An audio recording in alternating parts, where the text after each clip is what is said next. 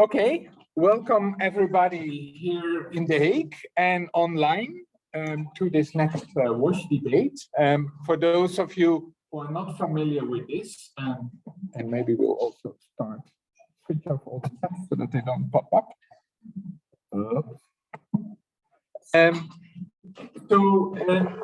Those of you who are not familiar with the WASH debates, as IRC, we are organizing every 3-4 months debates about issues that are of relevance to Dutch development cooperation in the field of water, in the field of water sanitation and hygiene. We call them the WASH debates, and we very much like to organize these together with the different partners in the Dutch WASH sector. So we're extremely excited today to be able to do this together with RVO, the Hague for Ondernemen Nederland, or what is the Dutch Enterprise? Netherlands Enterprise Agency, who approached us after the last debate to ask us whether we could join the organizer. We're very happy to do so. So this will be a hybrid event, meaning we have some presentations online, some presentations here in the room, some questions coming in online, some questions coming here in the room, so that will hopefully make it extra exciting and dynamic. It also creates extra technical difficulties, but I hope and I'm sure that we will be able to deal with those. So, well, once again, welcome. And with that, I would like to pass on the words to Michel de Zwart from RVO to give a word of welcome on behalf of RVO. Michel, over to you. Yeah, thank you very much. So it's good also here to be here, and of course, and to see you all, and your interest also in Ghana as a country where we have also had very close participation with cooperation in the field of water. Let me quickly check. The slides are managed by me. Okay, that's good to know. So speaking of Ghana WASH Window Program, maybe you can go to the next slide, Dee. Even the next, yeah. Thank you. Ghana WASH Window was a program, particularly under the bilateral cooperation between the Netherlands and Ghana under the Ghana-Netherlands WASH Program. Ghana WASH Window consisted of 11 public-private partnership projects, an extremely important feature, namely to bring together the public agents as well as private, business-oriented knowledge institutes and NGOs together in a participatory setting with a clear role distinction, and the governmental actors a priori focusing on enabling environments. I also heard that there will be a particular focus on the public-private partnership in another presentation coming. So I won't go into depth regarding that. In total, we had a portfolio of 37 million. We had hoped that also the SWEEP project, which was focusing on solid waste management, would have materialized. In that case, the whole program would have been way larger than it was. Unfortunately, this project didn't materialize, given, of course, the importance of having solid waste management incorporated in the country, and that still needs a lot of attention. A part of the Ghana-Netherlands WASH program was also, and then I focus on more on the broader context, the understanding that access to finance still remains an obstacle. A reason why, yes, we have PPP, yes, we have subsidy, but if you come to a business-driven concept, it's not always easy to find a co-financing in the form of in-cash contributions, and where to get that money from. Is it from loans with a high interest rate? That's not always very likely and feasible to do. So what else? So these kinds of additionalities have been incorporated in the program itself. Next slide, please. So focusing on the economic output, that's an extremely important driver, financial sustainability, to make at least the project in its core viable, that it can also sustain by itself and put focus on the financing of operation and maintenance, not to speak yet of extending also in additional investments in hardware. Water service access, as planned, even in innovative projects. I must say indeed that a couple of those water projects, say water network and access development, have materialized very well, providing a lot of water even in the remote areas, with a very sound business case also attached to it, covering operation and maintenance, and even to some extent also reinvestment in hardware. Solid waste and circular services, yes, that's fluctuating. It's very difficult to focus still on solid waste management, and a lot of attention still needs to be put into it. It's not an easy market with highly competitive players also, and monopolists. Hygiene efforts, school sanitation is largely achieved. Also very interesting to say that Emma Lesterhuis of Fiets International is also here. Emma was one of the lead when it came to school sanitation, and that project also materialized very well. Original focus on 100, but right now it's already 116 because also of the added value of the Waterworks program. Next slide, please. So the impression so far, public-private partnership for incremental wash innovations. The PPPs, because of its business-driven approach and clear role distinctions, government actors putting focus on the enabling environment and there to plug in a right business model, that works rather well. Sharing knowledge also in the broader community has also been of particular importance for a couple of successive years. We have organized in direct cooperation with the Embassy, Ghana Netherlands Wash Program workshops, where all the participants under the umbrella of the GWMP were present and sharing knowledge, and not only giving status updates, but also real core lessons learned. That was an extremely interesting feature due to the fact that also they were willing to share the details regarding their core business, which entrepreneurs not easily share. That gives at least also some idea that it was a very, very trusting environment altogether. Well, system change, innovations, of course, are extremely important. That was not only innovations on the hardware, but also innovations on trying out, basically, in very difficult market settings, the development of a product, waste management, sanitation, etc. Very difficult to achieve, but nonetheless, several parties have been able to succeed it and still remain active even beyond the sphere of subsidy. Next slide, please. Innovative business models, well, touched a little bit upon it. The business model must be sound in order to at least generate sufficient revenues for covering operation and maintenance. That worked rather well. There, where it hampered a little bit, signals that we also retrieved from the Ghana Netherlands Wash Program workshops, which I already shed some light upon. Also, the understanding of how the financing structure in Ghana precisely works, the added value of access to finance that we attach to it. And that also was highly appreciated by all the participatory people. Operational sustainability, well, already said something about it, and covering the operation maintenance. Yeah, scaling is very important. That remains always a very big obstacle. How to do the scaling if you don't have sufficient revenues yet for reinvesting also in the hardware model. That's still important to understand that you can't always retract easily, also as a subsidizing partner from what has been developed so far. You have to be keen indeed on co-thinking with the implementing agents on how to proceed and put the right dot on the horizon. Last sheet, please. The use of partnership in wash development. Okay, this is what you're going to do? These are our core questions. Yeah, these are the core questions. Okay, I will give the phone to Gabor. Yeah. Thank you very much, Michel, for the presentation. Ladies and gentlemen, good evening. It's good to see so many familiar faces, and it's good to see that there are also new faces. Yep.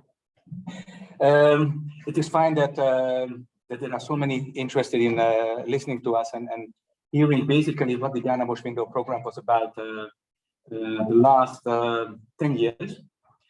Please note that outside of those who are present in person, we have quite a lot of people who are present virtually.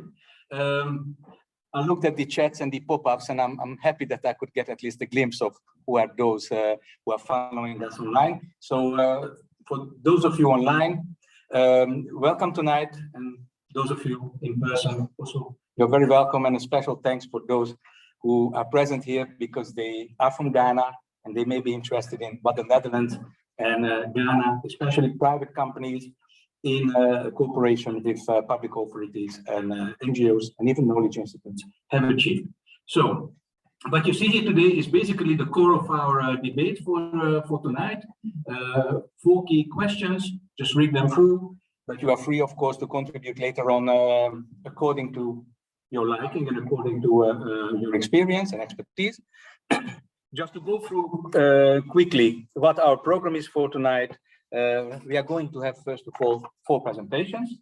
The Netherlands Embassy in Ghana will be represented by Ms. Janet Over. She's the WASH officer in Ghana at the embassy. She's going to give us an overview of the broader Ghana Netherlands WASH program. So you see there on the standing banner. Basically, GNWP is the umbrella program of the embassy for the last 10 years, finishing at the end of December in 2022. And part of that was the Ghana WASH Window PPP instrument. So basically, tonight we are talking about the use and limitations of PPPs. How can we make them better for the future? Just in case there are new programs that could utilize this type of approach. But Janet will explain to us what was the vision of the embassy and what they hope to achieve with a quite large, so larger than the Ghana WASH Window program. So with the GNWP, Ghana Netherlands WASH program. Following Janet, there are going to be 3 project presentations. Each of these projects is already completed. One of those projects will be presented by Ms. Emma Lesterhuis and 2 others by 2 of our Ghanaian colleagues presenting from Ghana. After that, we are going to have a panel discussion. When we start, I will introduce our 3 members of the panel. We finish with Steph Smith, our host tonight, with some final words. But first of all, let us listen to Ms. Janet Over and her explanation and her presentation on the Ghana Netherlands WASH program, and of course about the Ghana WASH Window. Thank you. Good afternoon or good evening. My name is Janet Arthur. I'm the Policy Officer for Water and Sanitation at the Netherlands Embassy in Accra, Ghana. I'm here to present to you a bit on the WASH portfolio, which is also called the Ghana Netherlands WASH program. This program started in 2012 and it will end by the end of this year, December. The Ghana Netherlands WASH program had 2 phases. The first phase was basically design phase, much more grant-based, and it did quick impact activities. It focused on 5 municipalities to strengthen them, to get them prepared, and also to test some pilot projects to see the outcome. From that onward, we did the second phase, which was much more inclusive, which was focused on private sector development and PPP as well. We also had some grant projects, but the whole WASH portfolio was actually focused on sustainable financing and also to engage private sector.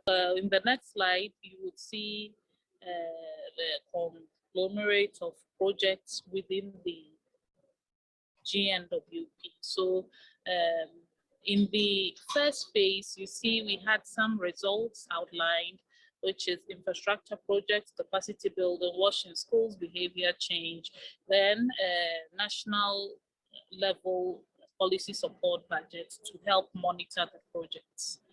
In the second phase, these are the colored balloons you see around the pink, which involves meso financing for private sector in WASH, just to help them leverage financing for WASH service delivery. We looked at conservation, protecting our water bodies, that is large conservation projects to protect the Densu basin, which we treat for drinking water. And also the UNICEF urban sanitation project, which was actually aimed at developing an urban sanitation framework to inform policy when it comes to urban sanitation. There's a clear difference between how rural sanitation is and the urban sanitation. And this comes together to showcase how private sector can help. And also in the urban areas, we know we have a whole lot of things, for instance, waste management, liquid waste management, circular projects, and also water access issues. So this project was also helped to design, give the sector a strong strategy to follow when it comes to urban sanitation. Then we have the wash window. We had 3 calls for it, and a BOR 11 project, which looked at water access, sanitation, that is basic sanitation, the toilets, and also waste management or circular activities. The main outcomes, let's look at the main outcomes of it. The main outcomes we intended to have within this project is to have sustainable access and use of sanitation, including management of liquid and solid waste, and also to target the poorest and the vulnerable. Another outcome we were looking at was to help give people more access to sustainable and affordable drinking water, and also improved water management. That's why we had the conservation project as part of our project. We also looked at some economic outcomes because we were looking at private sector development, and we were looking at how sanitation can help. We can build capacities within the municipalities and key actors, work on governance to adapt all the piloted things we were doing, and also to boost the sanitation sector to learn from our projects. We also stimulated the private sector to enable them stir local entrepreneurship in the sanitation space, and also to get sustainable financing for the sector to give them sustainable wash service delivery.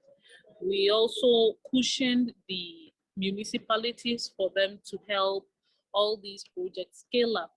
So we did a whole lot of capacity building, we did a lot of access to finance projects, we built the markets, the whole sanitation value chain. We tested and we've proven that there's a whole market-based approach that can be used to achieve our sanitation goals. And we realized that these are actually results-oriented, and it's more sustainable because businesses are involved and they own the whole course. So people have come to see the economic outcome of it, and we also, because for the sake of this event, I would just like to go to how testing PPPs has helped in influencing policy when it comes to the Ghanaian wash sector. I know this event is looking just at the Ghana wash window, which is a strong pillar when it comes to PPPs in wash within the Ghanaian context. And we'd like to throw some light on some lessons and share with you. So for instance, in private sector financing, we've realized that access to finance is very key. PPPs clearly is a tool that governments can use to employ their infrastructure, needed infrastructure, using private sector innovation and expertise, and also leveraging private financing to facilitate economic growth. So these financing available for the businesses within the sector to get and leverage financing for good wash outcome or sustainable wash outcome has been clearly demonstrated within this context. Now you can get a lot of businesses owning projects and also ensuring that there's wash services provided because they have businesses within the sector.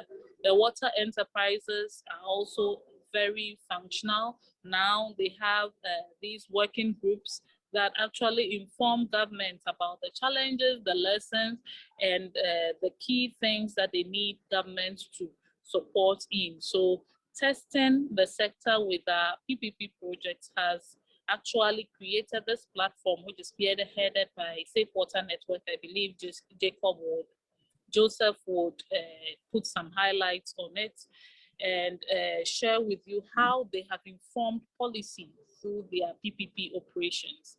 So it's giving them like a roadmap to come to share with the sector things that are ongoing within the water enterprises space.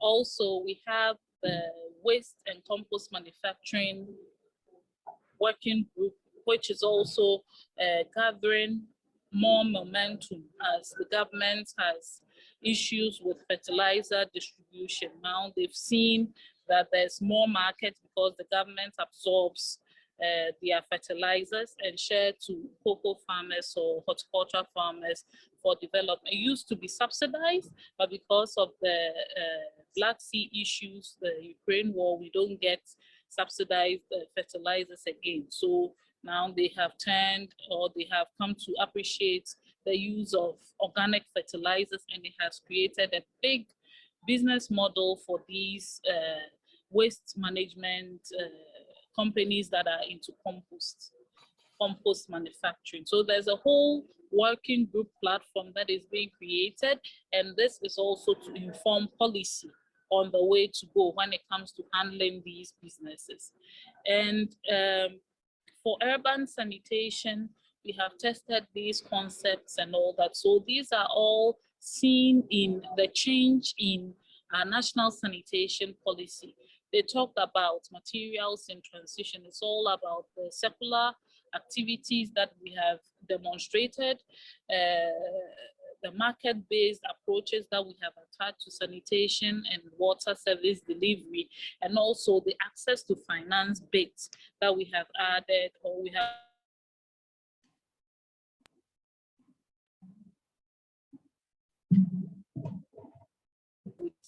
over the years. I must commend the embassy for this, because we have to the sector, and I think it's imperative that we share what we have tested. Not many DPs have ventured into things like that, access to finance and all that, but you see that traditional implementers like UNICEF have changed over time. They have adopted these strategies, and they are actually spearheading the whole market-driven approaches and also PPPs within their framework.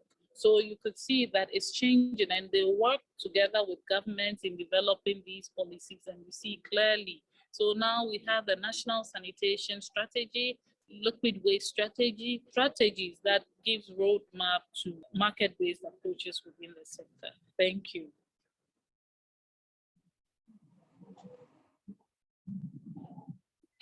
Thank you very much. Our next presentation is going to be about circular waste management innovations in waste management and sanitation management in Ghana. Dr. Philippe Amwa will present the CAPFA, Capturing Value from Waste project. Before he can start, I would like to introduce him. Dr. Amwa is a researcher and also practical expert of by international standards. I already cited his pathogen removal from composting articles years before I had the opportunity to shake hands with him. He gave excellent contributions, or he provided excellent contributions to this project in the last years. I'd like to mention the two persons who were actually the project managers, Dr. Kofi Olufunke and Dr. Josiane Nikiema. They couldn't present. Dr. Philippe Amwa accepted our invitation to present the CAPFA project. I think he has a lot of interesting things to say. Just one last thing before we move on. Two of their three modules were actually first of their kind in Ghana, and there are two ministries interested in looking at how those solutions could also be replicated elsewhere, and how they actually have to formulate the policy in Ghana around those innovations. So I think it's an excellent project. I hope you will like it. Dr. Ramon, Philip, are you ready? I am ready. Okay, thank you very much, Madasi. Okay. So I have been well introduced, and I'm talking about how we can create wealth from waste. Some of the lessons that we have learned in Ghana.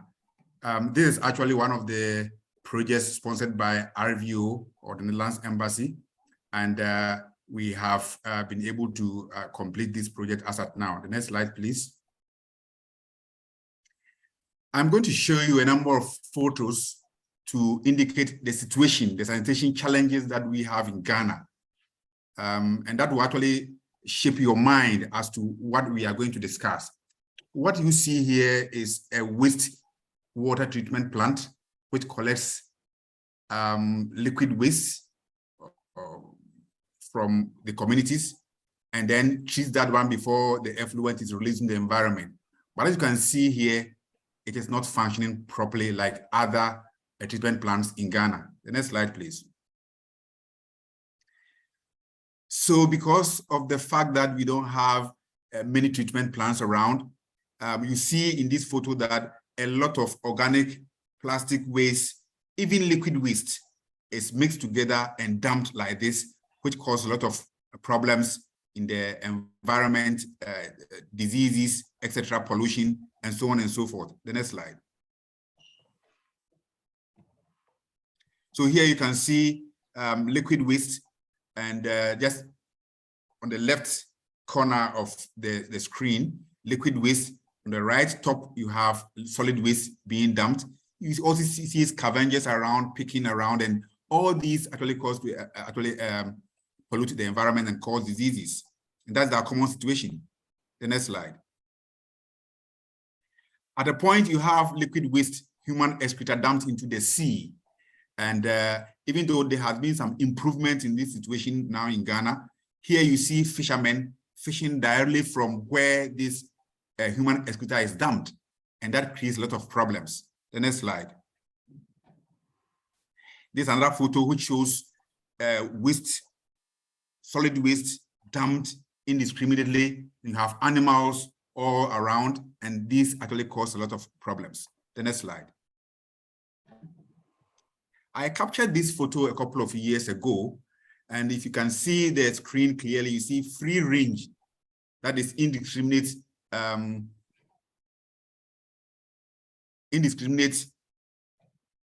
easing of people easing themselves around along the beach line.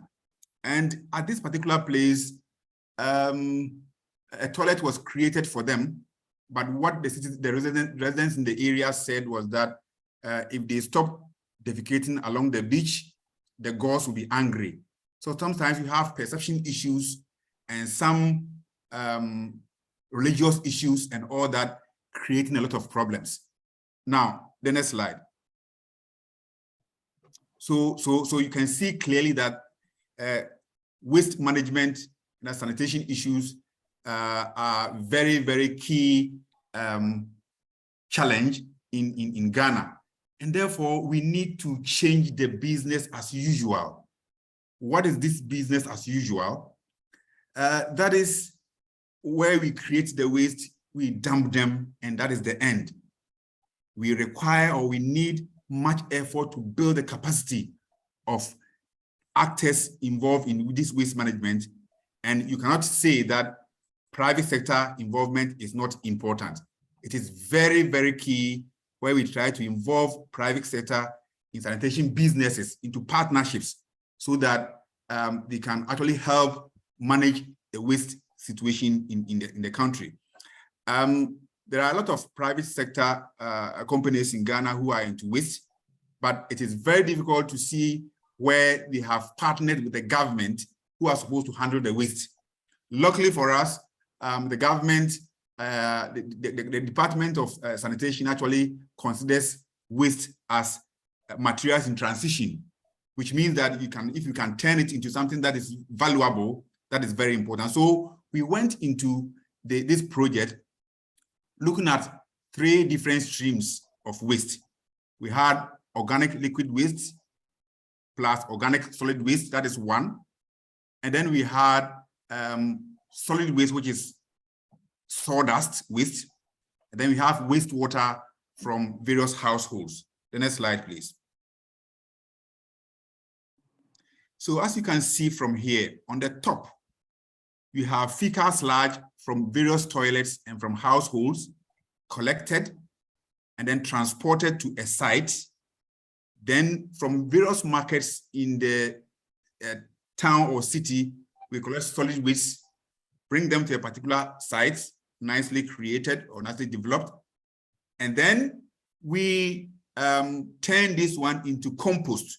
We call this one co-composting, where you have human waste or fecal matter converted to a compost or fertilizer together with organic waste. And from this, a lot of revenue is created, and part of this revenue can be used to maintain and operate the system or the treatment plant so that we can have a continuous flow of treatment to actually address the indiscriminate dumping of waste in the environment. At the bottom of the slide, you can see sawdust, which is converted to briquettes, fuel wood, which can be used to also produce energy for cooking and so on and so forth. And this actually also brings revenue that can be used, or part of which can be used to maintain and operate the system. So you can see in one particular partnership between the local assembly, that is the Yulu Municipal Assembly, and then JVL, which is a private company, we've been able to put this together and they produce compost and briquettes, which is sold, and part of the revenue is used to maintain and operate the system. The next slide, please. So you see some photos of the sites built. Please continue. Yes, where waste is brought from the community, where it is sorted and all that, and the compost is made. And then the next slide. Yeah, then you see briquettes also being made from sawdust, which is burnt or dumped into the environment indiscriminately. And all these are what the waste have been converted to, generating income that can be used to maintain and operate the treatment plant so that we can get rid of the waste in the system. The next slide. Philip, you have 2 minutes left. Okay, so the next one is about a business model where we use wastewater to produce fish. Now, you have ponds where the wastewater is used to produce fish. The fish is sold, and then part of the revenue is used to maintain and operate the system. In fact, the fish is not produced directly from the wastewater, but from broodstock that have been generated or that have been developed from the wastewater, and that is used to generate the income that is used to maintain the system. The next slide. So these are some of the photos showing the sites. The next slide. There are some key lessons learned that you can actually get from here. If my time will permit me, I'll just go through, or if not, then I'll just stop there. Now, it is a known fact now that it's very important to actually engage the private sector, and therefore we need to actually build the skills of marketing. The component of the compost is needed. Otherwise, it becomes very difficult for you to sell these products. Then initial production cost is very key to actually investigate. Labor cost is very important, and therefore we actually have to go through a low cost technology to be able to produce the compost for sale. Now, the price distribution is also something that is key that we have learned. You need to educate and sensitize the people. Somebody wouldn't want to touch something that has been cooked from briquette from waste. And therefore, we need to sensitize the people to be able to have this running very well. And then we need to also look at the other revenue generating streams to be able to improve the performance of the model. The next slide. So wastewater fed aquaculture also has a very strong potential which can be replicated in other areas. There are here too, we need to put in place key revenue generating incomes and so on and so forth. We have here the limitation is that we can only have a limited variety of fish that can be produced from there. The next slide. The next slide, please. Yeah, so from this, you can see that you can do business anywhere, and that will actually help address the waste challenges that we have in Iceland. Anywhere, even here, you can do business. The next slide. And that is, thank you very much.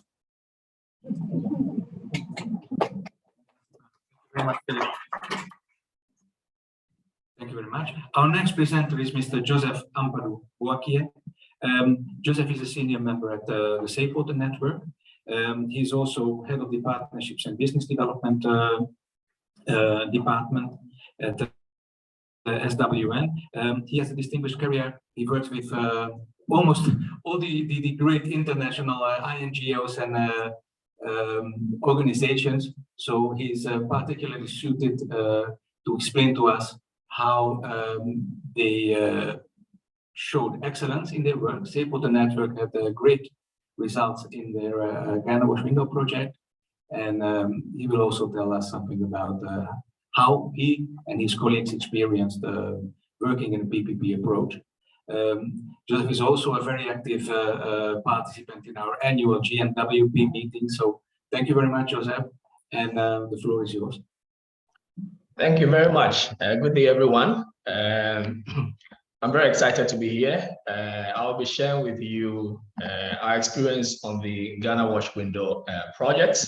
I've captioned this leveraging partnerships for advancing safe water enterprises in Ghana. And this is a project that was implemented with funding from the Ghana Netherlands Wash Program, together with support from a total of about 8 local government authorities, or what we will refer to as district assemblies in Ghana, 2 private sector companies, one called Money Van Staal, and then the other one called Kingdom Water Services Limited. Money Van Staal is based in the Netherlands, and Kingdom Water is based in Ghana, and Safe Water Network was a partner within this consortium. Next slide. So at Safe Water Network, our objective is twofold. How do we make sure that drinking water is safe for consumption, and how do we ensure that water services are sustainable? We've had a history of starting out with a black box, thinking that this whole challenge can be solved with technology, and you can click on the next button. So our board was willing to underwrite a whole technological solution to help deal with this. But in the process of doing that, we began to assess and understand other elements that go with a technology in order to deliver a solution that is sustainable and ensures that customers get safe water. So in the process of doing that, and you can begin to click on the slides. So we then determined that we had to look at where the source of the water is coming from. We had to also look at how we can take people to water. So identify the source and determine how you can manage that sustainably. We had to be able to get people to patronize this water, because people then have to pay for the service. Next click. And then we also have to look at the operations, run it as a business so that it becomes profitable, covers its costs, and be able to sustain the service in the longer term. Next click. We also needed a lot of evidence around how that works. So how then do we get real-time data on the operational and financial performance of the solution? And then next click again, we also have to then look at how we are able to deliver clean water across the entire service chain. And the very last click is on the economics. How then do we generate enough revenue so we can be able to pay for the water stations, operational, technical service, and other maintenance requirements. Where it is feasible, we'll look at being able to get part of the capital that we've covered, or all the capital, so we can be able to expand on the infrastructure. So this was a solution that we had, and I can go to the next slide.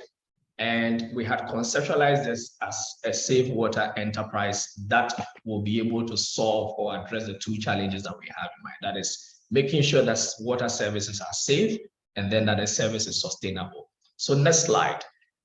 We sort of test this out in Ghana, and within the period of around, I would say the 2010 all the way through to 2014, we began to demonstrate a proof of concept. So we invested in, and you can click on the next button.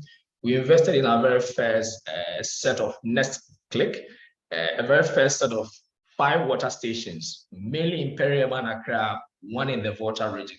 And they proved quite successful. But then what we learned was that to be able to prove this model at a much more credible scale, we need a larger footprint, one that also enables us to work in much more challenging geographies where we can be able to reach persons at the bottom of the pyramid.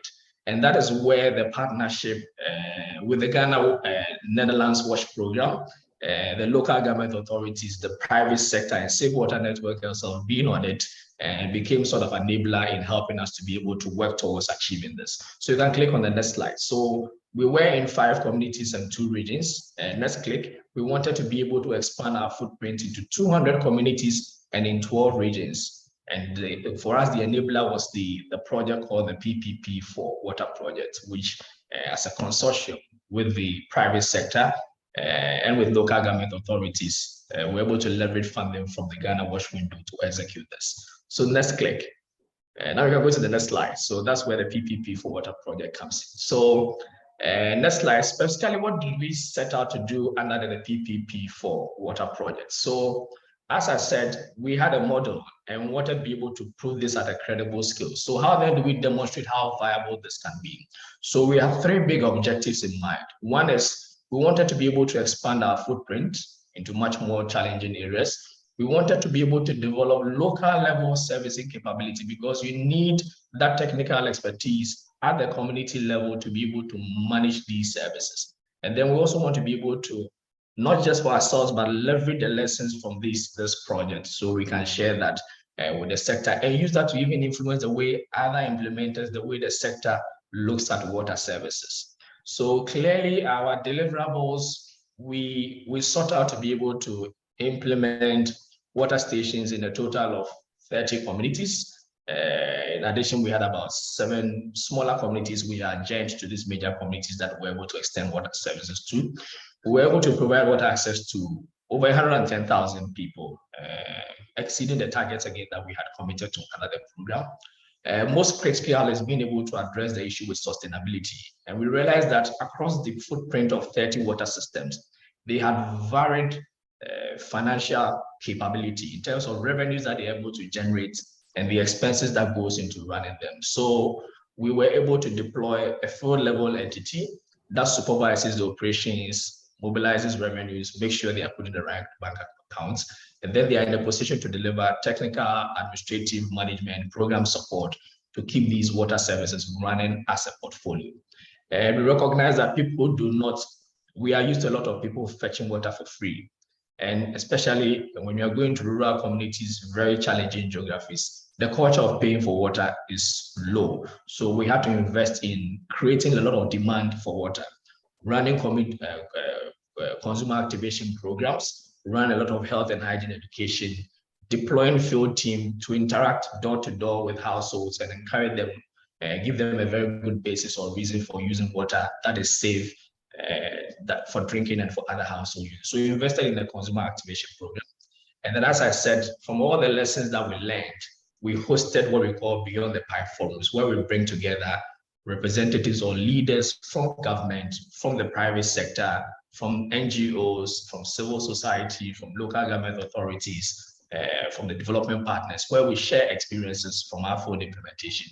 We also publish a lot of materials on our food implementation experience. And we recognize that most of the lessons that we had to be able to drive the process in making sure that it fits into policy. So then we convene what we call the Public-Private Partnership Working Group, where the Ghana government is represented at the high government level, where the Ministry for Sanitation and Water Resources as a Director of Water as a member of the working group. We have representation from Ghana Water Company, from Community Water and Sanitation Agency, other private sector water service providers. We're all part of this consortium, academia, NGO, all working on some of the lessons we're learning from this project and using it to shape the way water policy is done. You can go to the next slide. So I will say that the results have been remarkable and it's been a huge success. To date, as I speak, all the 30+ water systems that we invested in through the Ghana WASH window are all up and running. They are 100% functional, delivering water services up to 95% of the time, experiencing very low downtimes because we're able to collect revenues. We have these in bank accounts. Where there's a breakdown, we are able to respond promptly and deal with these issues. We've also had a very incredible success when it comes to water quality testing. The results have been incredible. We periodically test water from all these stations, and the results are displayed on site. In addition to this remarkable improvement when it comes to operational, this infrastructure has also been very, very critical in supporting our own field expansion and also delivering water services to very critical institutions such as schools and healthcare facilities. So for instance, with the infrastructure that we currently have a program where we are retrofitting them to make them support expansion of the communities where we had initially invested in. Some of these communities have seen remarkable growth in their population.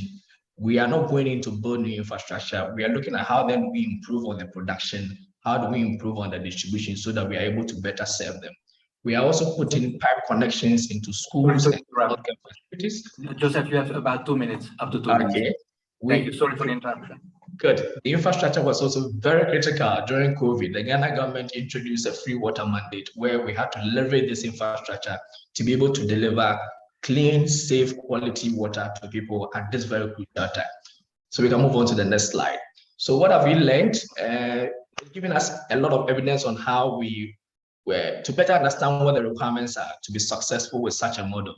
Again, very clear example on how we can leverage support, especially from the public sector, because the public sector had almost always had the perception that they were primarily responsible for delivering all the infrastructure.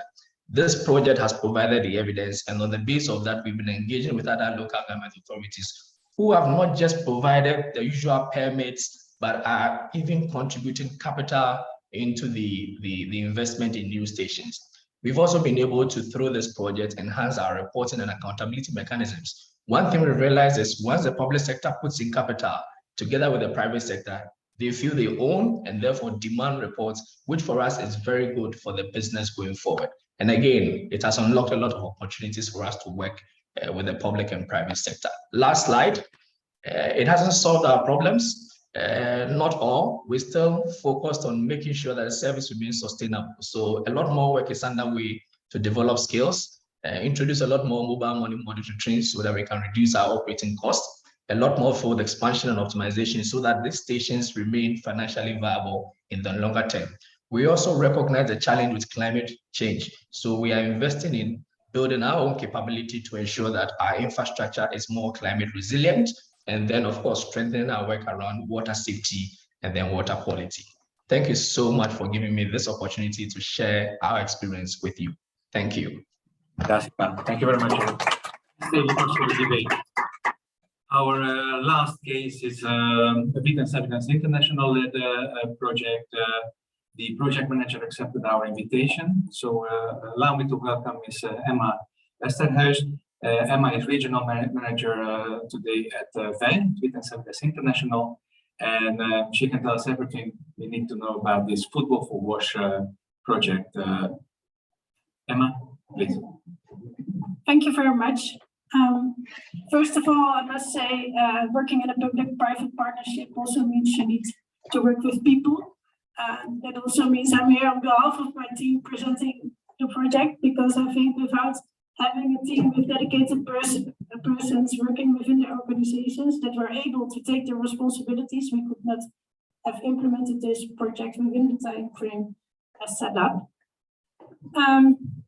We worked in a public-private partnerships together with the World Coach program of the Digital Soccer Association, Beyond the Goalpost, Merck, a pharmacy company, ProNet, an NGO in Ghana, us, and as well, of course, with the government of Ghana. Yes. Our project was a project, actually a PPP, to obtain sustainability on school wash.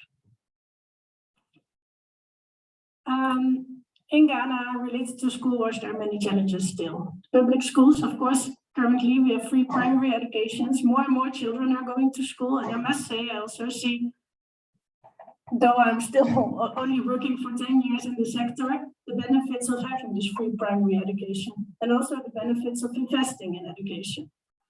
But for the school wash project, there was no cooperation between stakeholders. There's a lack of investment to invest in the right infrastructure.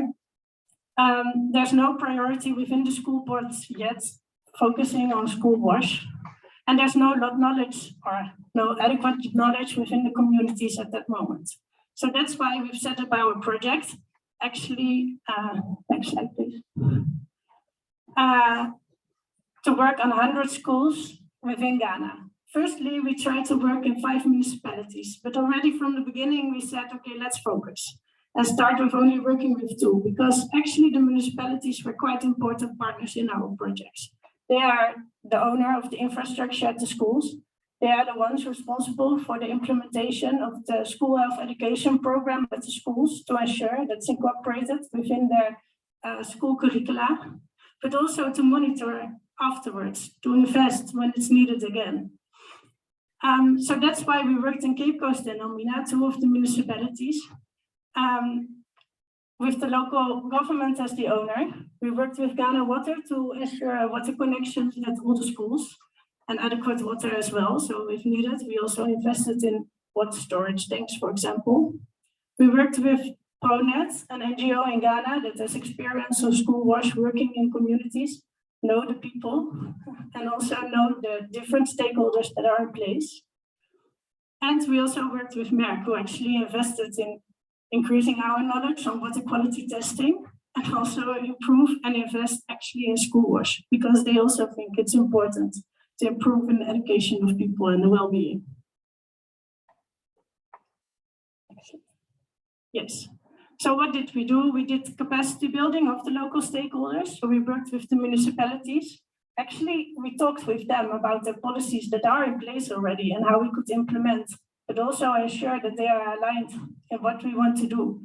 How are you teaching about hygiene if you don't have a toilet at your school, for example? We also invested in infrastructure, toilet facilities at all the schools, water connection and hand washing facilities. Therefore, we also worked with the stakeholders to ensure they were constructed well. And we did on behavioral change. So we worked to educate children at the schools, but also the staff at the schools and the people at the municipalities. Well, what we've achieved, we worked at 101 schools. And actually, after this program, we continued at the last 16 public schools as well in Cape Coast and to ensure we had 100% coverage. And we are still ongoing. All the schools have wash facilities now in place, and also life skills, health clubs, and football teams, because we combined it with football. I will come to that later on. Yes. Our partnership, one of the key successes was actually to achieve the institutional sustainability. We were working with the local stakeholders. We were working with them to see what and which responsibilities we actually had. Who's paying for the water bill? What is happening if the storage facility of a toilet is full? Who's going to empty and when? Who's going to pay for the new infrastructure? Who's doing the small operations and maintenance? And what if there's a new teacher at the school? Who's going to tell them what their responsibility is related to wash? So we had a lot of workshops together with the people at the municipalities, at the schools, with the community leaders, with the school boards, and also with the parent-teacher associations. Financial sustainability. Who's responsible again for paying for washing schools? How do we train on budgeting? And actually, it was quite funny to have the discussions about it. And what we did in the end is 1 year long, every school was writing down what was broken, when they repaired, and what it cost. And based on that, for the next year, they could make a plan on how much money they needed. Where do they raise funds? Well, they discussed together. The facility management plans that were made by the school boards approved and submitted to the municipal assemblies to ensure actually the responsibilities were clear again. We supported the schools with the fundraising. Maybe with the church who's going to invest.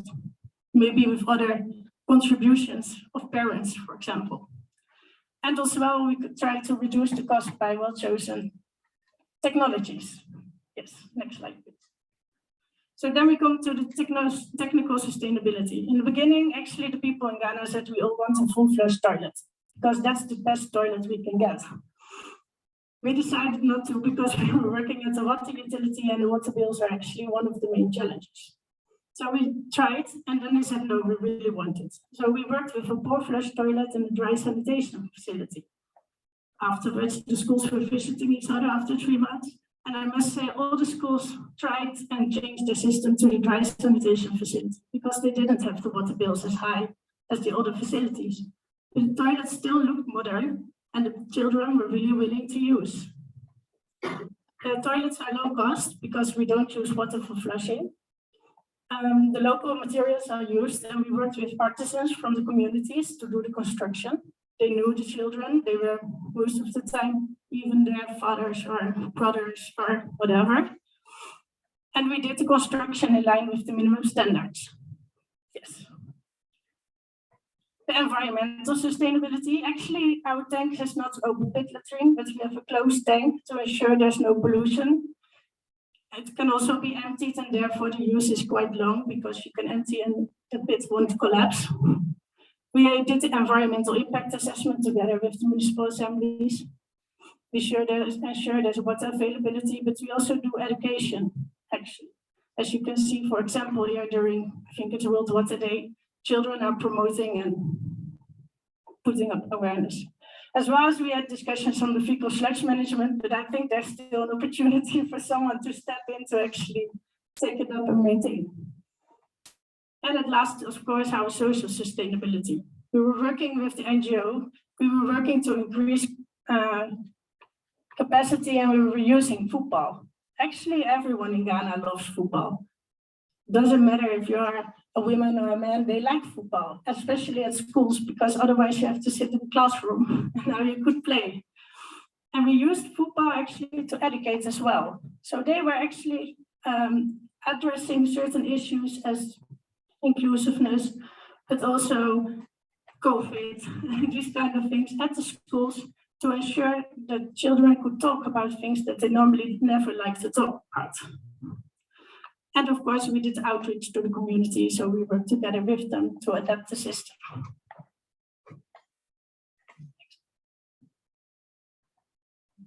So why did we invest in school wash? Because we think it's important for education. They are the important customers, of course, also over time for the water utilities. And we see the benefits of doing that. We aligned with local stakeholders to deal with bureaucracy, culture, and local needs. Knowledge exchange by other partners, local presence, and the use and innovation of sports to address actually the needs. So what do we see about the impact?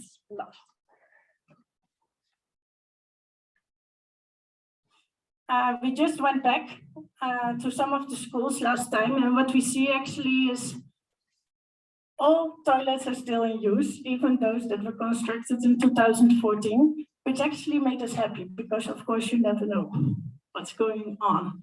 Also, those schools that had a full pit, they were able to mobilize funds to empty themselves or even ask the municipality who is responsible to empty them. We see that actually there's a reduction of illness seen in the school. And well, we see other things that are actually a result of our Football for Wash project, which are also the main things why we think we should continue also investing in school wash. So thank you very much.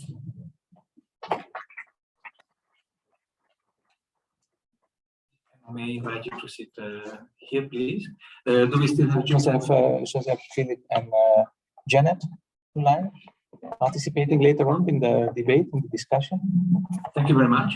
Then I would like to introduce our panel members, who, together with our presenters, will help us gain some more insights. Allow me to invite first Mr. Fred Smith. Fred, please take a seat. Fred Smith is an active retiree of the Ministry of Foreign Affairs, a very active retiree, I dare say.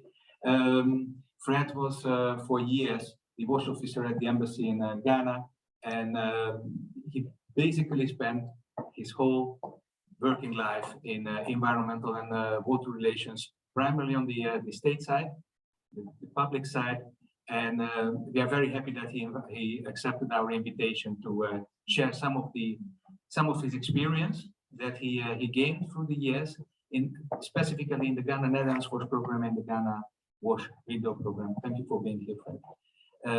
Ingeborg Kruckert, please take a seat. Ingeborg is a senior expert with more than 20 years of experience at ISC. We know each other personally from Bangladesh. We did a lot in Asia and in the subcontinent of India. And we are happy that you are here today. You are here today primarily because together with other IRC colleagues, we executed the PPP research, not on the Ghana Wash Window, but on the sustainable waterfront. Today, we are not looking at a scientific debate, we are looking at a pragmatic debate, but to have some of the insights gained from that sustainable waterfront study, which is our sister program. We invited Ingeborg and we invited the coordinator of the Sustainable Water Fund, Mr. Michiel Slotema, a fine and close colleague and friend of mine, who will also share his experience on how things went when such a PPP program was executed, not within one country, but in a number of countries all over the world, right? Thank you for being with us, Michiel. All right. First of all, I would like to invite the three panel members to reflect in not more than three minutes on the presentations. And while I would like to give you complete freedom, you know the core questions, you have studied them. There was one thing that struck me during the presentations of Emma and our colleagues and friends in Ghana. When you hear it in 8 to 10 minutes, it all sounds very, very easy. Well, we know everything but is the case, right? Fred, may I invite you to reflect on the three presentations and on the water sanitation and the circular waste projects that we present. Thank you very much. Thank you, Gabor, for introducing me. And I'm very happy to be here and thanks for inviting me. My reflection on these three projects is a very personal one, because I know these projects very well. I was involved from the start. I was involved in selecting them from many proposals that we received at the embassy at the time. So I have seen these projects starting off the ground. One of the presenters said it was like starting from a black box. Well, that was certainly the case, because PPPs in the wash context of Ghana at the time, I'm talking about 9-10 years ago, was new. There was very little experience, there was very little cooperation between the traditional wash actors and private companies, knowledge institutes, and so on. So it was pioneering for the embassy, it was pioneering for these three projects as well. And I have seen them making trial and errors and trying to achieve their goals, working together with partners they hardly knew. And they had to get used to working with others from the start of the project. I think all in all, I'm very proud to see that these three projects did very well in the end. Also, the presentations also gave a good overview of the thematic scope of Ghana Wash Window. Behavior change campaign, hygienic practices, drinking water. Toilets for households, toilets for schools, toilets for communities, and also the different aspects of waste, waste collection, waste recycling, waste treatment. All these themes are part of Ghana Wash Window projects and came clearly out of the presentations. Another reflection is, the scope of partners that are involved in all these projects. 6-7 projects. Partners in the project that Emma presented. Partners that did not know each other before. So they had to meet, discuss a proposal, and then implement that proposal. And that's quite an achievement if you haven't known each other from beforehand. So we encountered in these three project presentations a whole array of different partners. Some that are known to the wash sector also at the time, others that are completely new, and their cooperation also is very, very new. So I think these presentations really reflected very well the struggles, but also the opportunities and and the challenges that these people dealt with. So I'm very proud that they achieved what they have just presented. Thank you very much. Thank you very much. Ingeborg, the same question to you, please. Thank you, Gabor. Yeah, thank you. And I was impressed by the presentations. My role here is, as you were saying, more to explain a bit on the study we did on the PPPs. And before doing that, I would like to give credit to actually two colleagues who should have been here, who've done really a lot of work on this.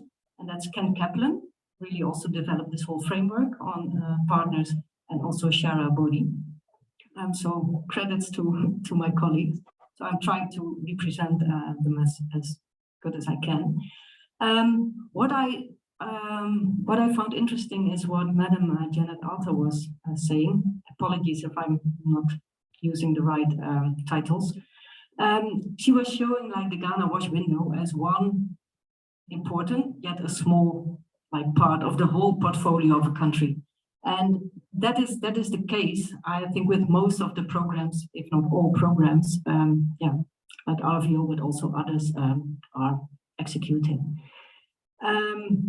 So it is very important, and RVO also stressed that, to make the most of your programs, of the PPP program. So what is it? How can we really optimize, maximize the impact of our programs? So IRC got the opportunity to work with RVO to look at the PPPs from the Sustainable Water Fund, Ons Duurzaam Water, to see like, yeah, how can we improve? And a few lessons I would like to mention, because I think that's can be relevant for all of us. And I hope the organizers will share the link to the policy brief and more the broader briefing note on that. So PPPs, I think it's more what Emma was saying, what PPPs are. It's not what World Banks or often are using with PPPs, with long-term contracts with a company. It's more what you were mentioning. It's a partnership between like a water utility, an NGO, a private party who like in water quality. So it's these kind of partnerships we're talking about here when we talk about PPPs. And in co-creation, like co-development with RVO, we came to kind of a typology of partners, and it's kind of 3 levels of interventions. So we identified or analyzed like what we call reshaping the rules. So that's more like policy influencing. Another one was reinforcing public institution. And then there's a level more responding to a public need, more like a market-based response. And many of the things I saw here were that 3rd level. It's not that one level is better than the other. What we've also learned is that often a program goes through phases. So based on this market-based approach, then maybe a need for new policies or like water tariffs structures are needed, and then it's taken up by policymakers. So it's evolving. So I thought let's keep it with that. Thank you. Thank you very much. And the final of you mentioning Ken and Sarah, and also explaining us this novel approach that basically you developed as part of this Sustainable Water Fund study. Mike. Do you know what I've been to most of the IRC WASH debates, and often I see presentations and I think, wow, you could just replace the name of the program with another, because in essence what's really nice is that we're pretty much all doing the same thing. And I think what sets it apart is the fact that it's all geared towards sustainability. I think this is the crux of where we're working towards. And I love the presentation. It gives you inspiration that the focus is always about how will it continue afterwards. It's developing. I'd love to have your reading around the FEATS indicators, right? Around financial sustainability, environmental sustainability, social sustainability. And then, the Sustainable Water Fund, you say it's the sister program. It's a program 42 projects, 24 countries, 150 million euro subsidy, top it up with a lot of co-financing. But you see the same things coming back again and again around how to work towards sustainability. And there are excellent examples of market transformation, right? Around sanitation, we have good examples, for example, in Kenya, in the Finnish project, where you create a market through the Dutch diamond approach. I'm not sure if you're allowed to say the Dutch anymore, but it's the diamond approach, right? Working with the different institutions to create a market that wasn't there. You know, I visited Rwanda last, but and they're building rainwater harvesting schemes, big schemes, but you know, they only set up a 1-year warranty for the schemes. And then, you know, but because we have this mindset when we implement projects around sustainability, you can keep asking, okay, so is that 1 year enough? And then you get into discussions and actually, no, it's not. And so what do we need to do? We need to go speak to the local government. We need to go speak with the private operator who's provided the warranty. So for me, I think we've got the nail on the head that the focus should always be on sustainability. It should be via public-private partnerships. And I think it's not about the question of are public-private partnerships effective? I think the race is run. Every program is doing partnerships in one shape or form, but it's about how to make them more effective. How do you elevate the partnerships to be even more sustainable, to scale it and replicate it to other locations? Thank you very much, Mike. Just a clarification, you're right. Almost everybody is working in partnerships because they need to. I still would like to specify that working in tripartite public-private partnerships is still some sort of a separate sort of approach. But I would like to invite those present in person. What would be your questions or remarks to the presenters or to the panel? Who would like to start?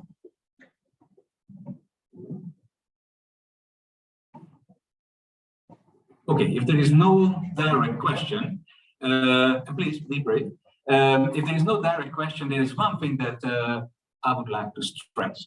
The Ministry of Foreign Affairs and the Embassy in Ghana said, and you heard that also partially from Janet, set out with the Ghana Wash Window program to deliver quite a number of water connections, sanitation services, and circular waste solutions, and also that large sweep project, the waste to energy project, not by looking at the low-hanging fruit and the easy project context, but especially by looking at the really hard ones. So that meant that these 11 projects were basically proofs of concepts. Concepts that were proven to work elsewhere, but there was quite some uncertainty whether or not they would fully deliver in Ghana. So in a sense, within Ghana, they could be considered innovations. As I said earlier, some of the solutions were first of its kind within Ghana. I think it's quite commendable that most of our projects managed, and even those projects that didn't manage, more often than not, they didn't manage or they failed because of an external factor. So for example, that large waste to energy project couldn't be completed because in Ghana, energy prices started to drop because the energy market became saturated. You cannot implement a huge project when there's already enough energy on the market. So what would that say about the PPPs? Well, our first core question was, how do they perform? How did they perform? They were innovative. They were working more often than not in a partnership form where they didn't have a too long track record to work together. So I would like to invite some of the presenters and the panel to reflect on what were the key factors of success in managing the challenges in such an innovative field and a dynamic field, especially in sanitation and solid waste. why could PPPs perform well against maybe not all odds, but against a quite challenging project context? Emma, can I invite you first for a reaction, please? Yes, well, I think first of all, it was very important in our PPP that roles and responsibilities were clear already from the beginning. What were we going to do and what did we stand for? And in that, actually, the relationship between the team members. So there, we had to build on trust, actually, within our team to get people to actually step up to say, this is not okay what you're doing, or we could improve on this kind of things, or things like that. So there's actually teams even working within their organizations that also make the success of our PPP. Thank you very much. Philip, are you still with us?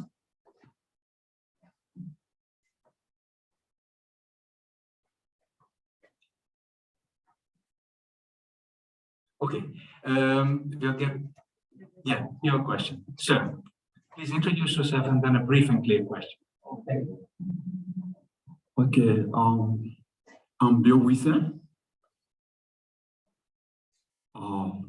My intention, I have a dream for solid waste, the transformation of solid waste into value-added project. But then my question is, when it comes to the issue of fecal matter being transformed or say being composed, so I'm looking at the human perception.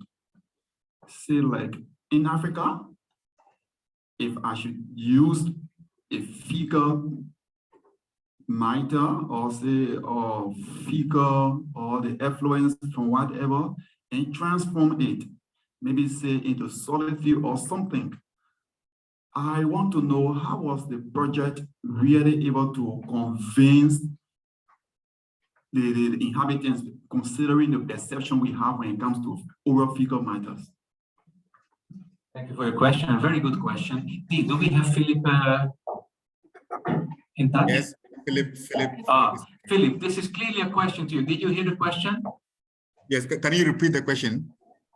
Yes, so the question is, if you are to co-compost or otherwise use fecal matter, how will you make sure, and you have a lot of experience in that, how did you and IUMI and partners made sure that the public perception was not against it, right? So because this is something that is not only in Ghana, it's also in other countries, many countries, but you have ample experience on answering that question, I think. Thank you very much. Okay. We also had the same problem. So one of the things that we did initially was to do a market study, going to the various consumers and all that to find out what they think about, for example, fish, which has been produced using treated wastewater. The bottom line there is treated wastewater. So it means that the water has been converted to something that is suitable for use. And for your surprise, the people were not talking about the safety aspect per se. They were looking at the price. If it is cheap, I go for it. If it's not cheap, I don't go for it. So what you see here is that the price determines more, in this case, whether the consumer will go for the product or not. That is one. The second thing is that we tried to liaise with the assembly to actually make sure that we explain to the public. A lot of education actually came in here, in the sense that the fish, for example, is not coming directly from the wastewater. We use broodstock. If I talk about broodstock, it is the fish from which we extract eggs, which are used to produce fingerlings and then later for fish that can be consumed. See? So the broodstock, yes, from the wastewater, but it means that the fish is not coming directly from the waste. Now with the excreta, with the compost, they had similar challenges here and there. But then most of the crops that are fertilized with human excreta, for example, are crops that are not eaten raw. For example, if it is maybe mango or palm or maize, which is cooked. So this idea of maybe explaining, discussing with these consumers, we actually did field trips to show them exactly what happens through the process. And with that, they are happily using the product now, even the demand we cannot actually meet. You educate your consumer, you make sure that the fecal matter processing is as far as possible from the final product. Basically, you try to increase that distance. And the third one is you make sure that there is no public health hazard. Exactly. In the application of the composted product. Okay, so for now, that should do. Thank you very much, Philip. I would like to invite Joseph for a short response on the following. How was it working with local public parties and public authorities? And if you had some difficulties in aligning their vision of the project with the vision of your partners, what were the sort of handlings that you could execute to make sure that you could harmonize all public, private, and NGO parties and their visions? Could you shortly, briefly reflect on that, please? Yes, thank you very much. I must say that the experience on this project, when you're sharing it, you attempted to be very, very brief, but it's been a very lengthy and laborious process. First of all, for the public sector, they wanted to clearly understand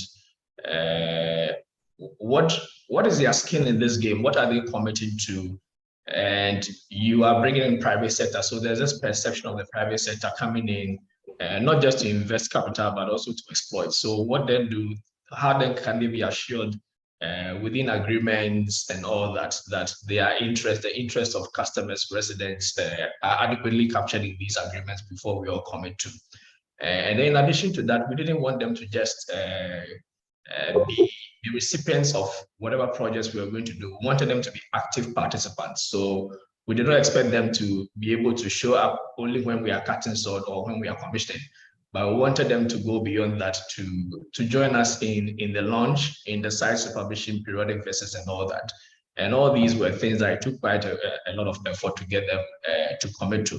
The same also applied to the private sector. It wasn't easy engaging technology service providers and all that. We had to understand what solution it is that they were bringing on board and to what extent is that aligned with what we wanted to deliver within our communities. Bear in mind, these are very challenging bottom of the pyramid areas, and we were bound to ensure that the solution that we are going to deliver will provide a low cost water service. So in that sense, we had to go through a lot of process reviews with our private sector partners to ensure that whatever solution that they were bringing on board was as basic as possible, in a way that we'll be able to get local level labor expertise to be able to run it. And it took quite an effort to be able to do it. Yeah, a lot of mediation. Thanks a lot, Joseph. Sorry that I have to cut you short. Janet, Risata, can I invite you for a response? PPPs had to struggle a lot against the challenges. They had to be adaptive in a sense, despite that they had already from the start quite detailed project plans. How adaptive were they in your view? And how well did PPPs perform in achieving WASH results? From the embassy side, you're representing the embassy. Could you reflect on that briefly, please? Yes. Thank you very much. From the embassy side, like we've all discussed, there's been innovative, it's been a learning process, but what helped us achieve a result was that there was always government presence in it. You know, the innovative nature of the projects required some kind of permits that needed to be done, and it was quite new in the system. So governments being part of the partnership helped in accelerating all these things, though there were delays, there were genuine delays.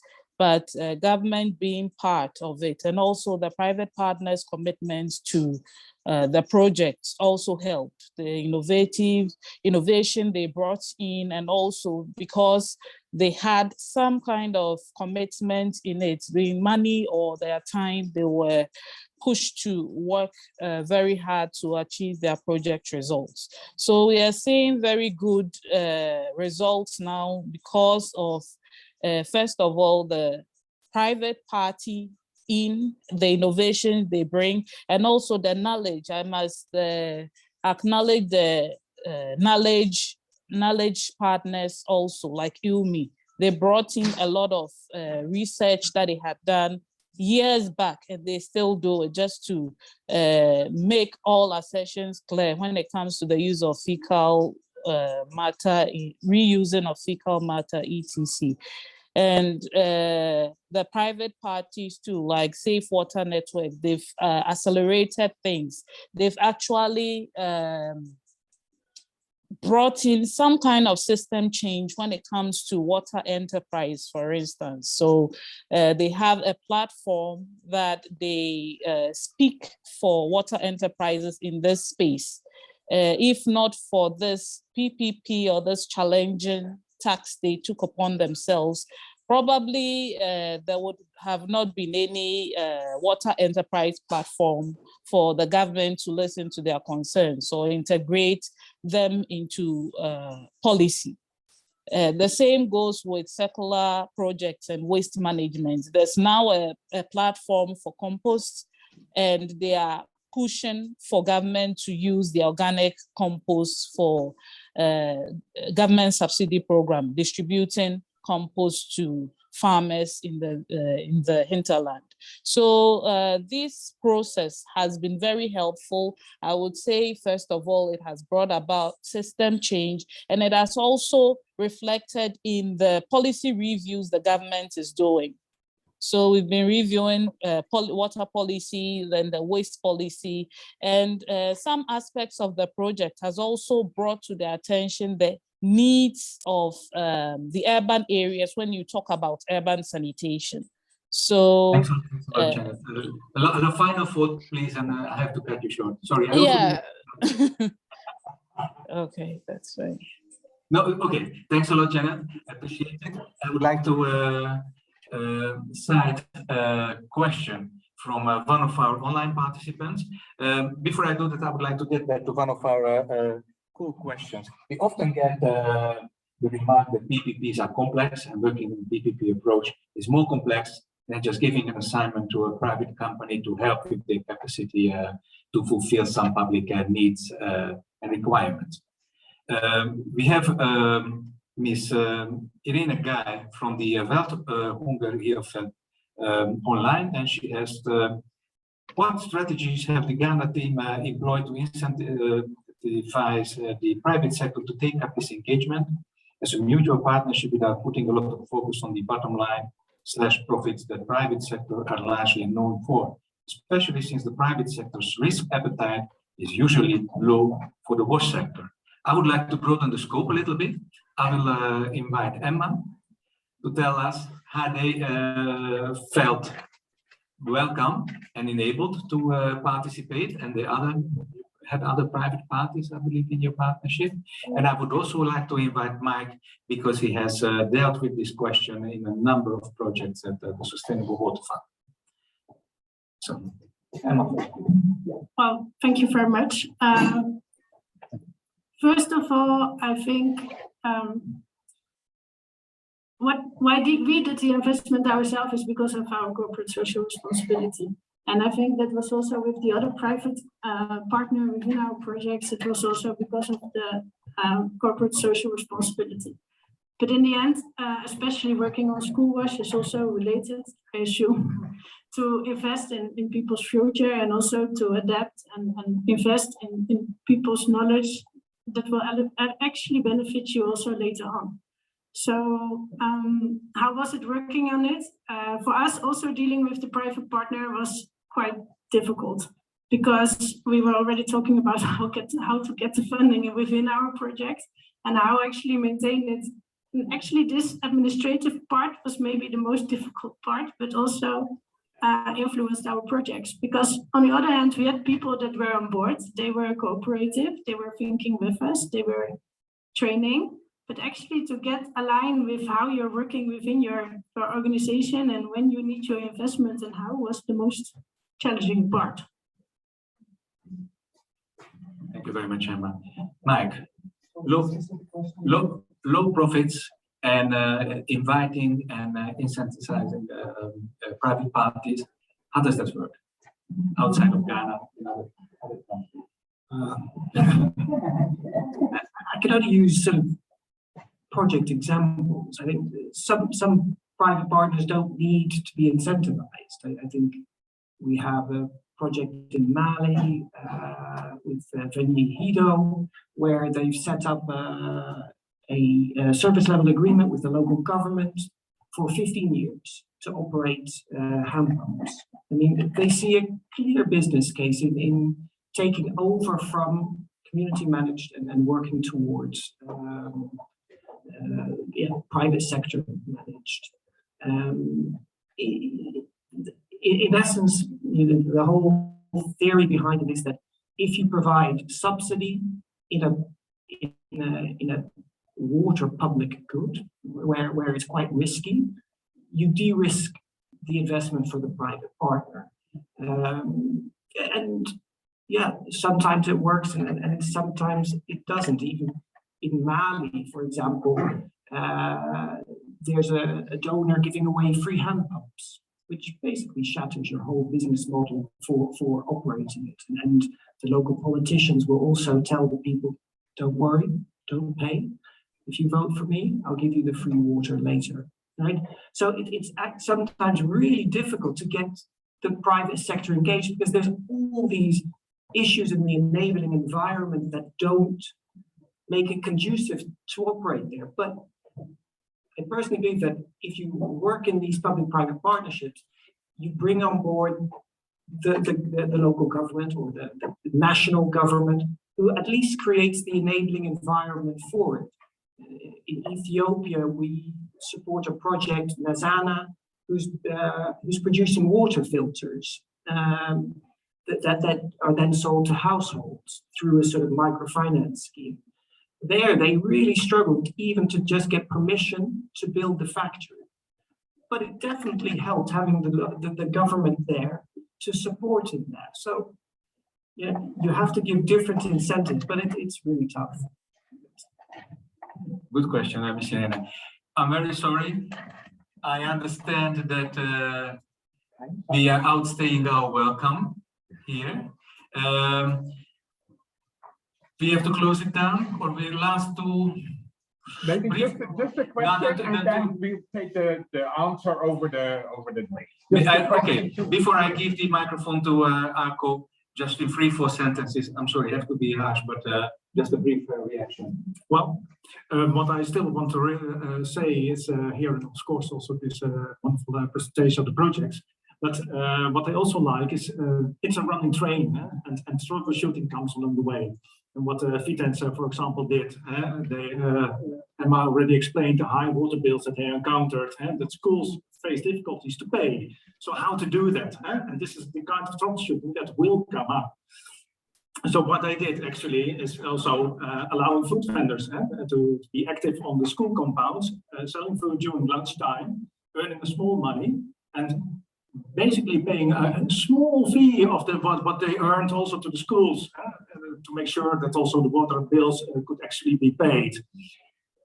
So I thought this was good. This is very good. Thanks a lot, Michel. My name is Arco van der Toorn from Aquafrol. I have to add not a question, but 2 remarks. First, Emma built upon a Football for Water program that the DGIS financed first in 2014, where Aquafrol was the managing implementing partner. So I think cooperation between various funding lines in a time scale is successful. The second thing is, I think Joseph, I met him in Ghana in June, was leaving out important results of the Ghana wash window, because at the moment Water 4 is planning expansion of safe water enterprises in Upper West for almost 20 million euro projects in the next 5 years. And Safe Water Network is also planning projects up to a volume of 12 million euros. And the particular interesting thing is about this PPP approach of Ghana Wash Window that now the district assemblies allow them to sign concession contracts for 10 to 20 years. So I think important for all you here is that there is spin-off already now visible from the Ghana Wash Window. And I think that is a very great example of how it should do. Thank you very much, Ako. And I think we couldn't have wished for a better closing of our discussion or debate. And indeed, Ako is absolutely right. Two of our three safe water enterprise franchises. And thanks to Joseph and his colleagues at the Safe Water Network and also the Access Development and Forward and Water for colleagues, there is quite a significant upscaling, not only potential, but already implementation. So some of these projects move on without us, but strengthened hopefully. And they are still delivering, and they still have even more than the basic sustainable operation and maintenance schedule. So thank you for that, Ako. I would like to thank all of you in Ghana and here in person for your contributions, also the public. And I would like to give the final word to our host, Stephanie from ISC. Okay, and thanks above all also to you, Gabor, for moderating this session. So now I have the task of trying to summarize what was said. I think we have heard, first of all, three very interesting projects, and each of these projects, I think, has delivered good results. And we saw the impacts presented by Emma, by Joseph, by Philip. But then, in a way, everyone was saying, well, what is particular about it? Aren't all projects partnerships most of these days? Aren't we all always working in partnerships? So I think we have, after that, tried to tease out what is then specific about public-private partnerships. And that's, in a way, that's not easy, because I noted down all the roles that both the public and the private sector have played in this. And yeah, that creates already a mix. We saw the public roles around investor. In the case of Safe Water Network, they were co-investors. The public sector has a role to play in creating the enabling environment, in being the owner of infrastructure, in helping out with permissions.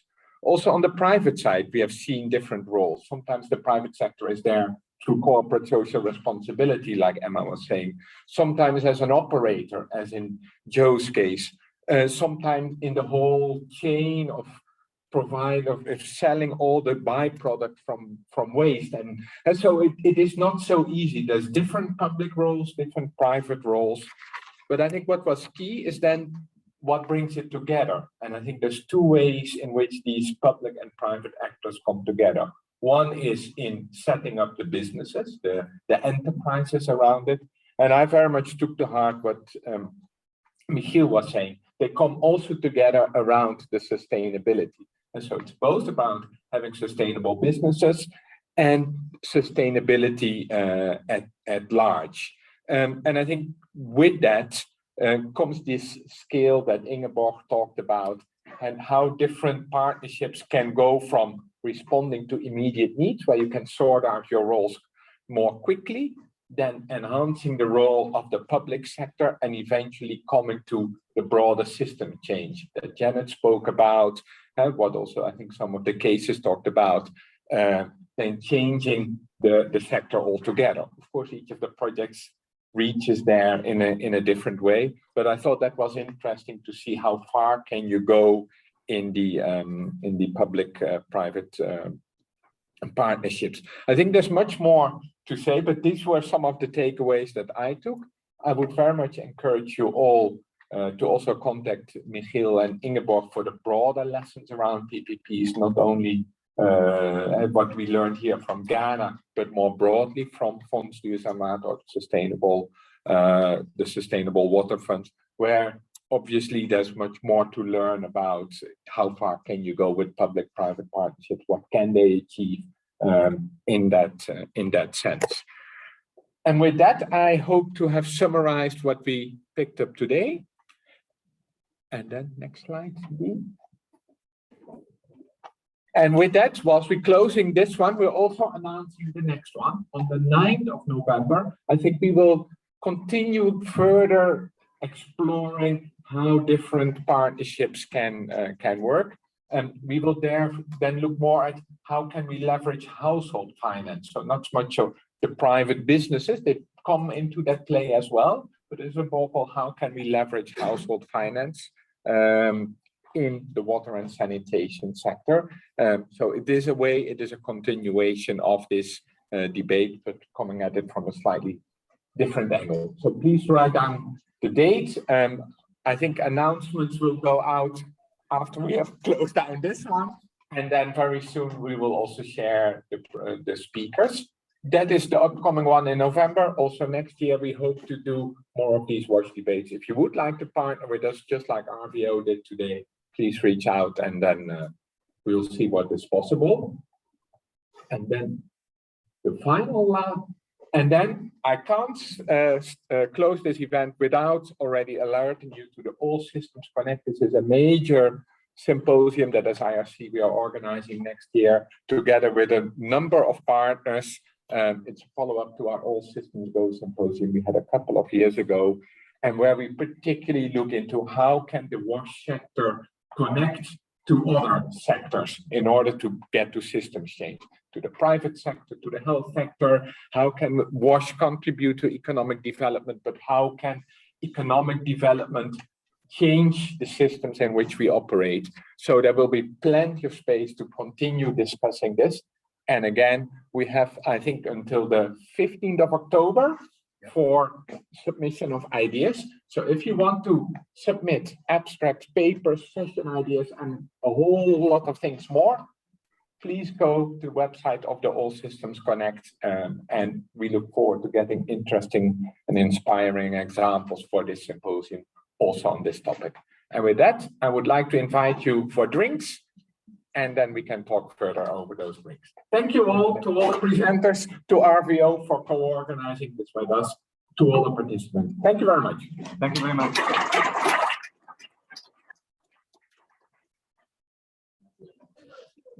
Thank you, Steph.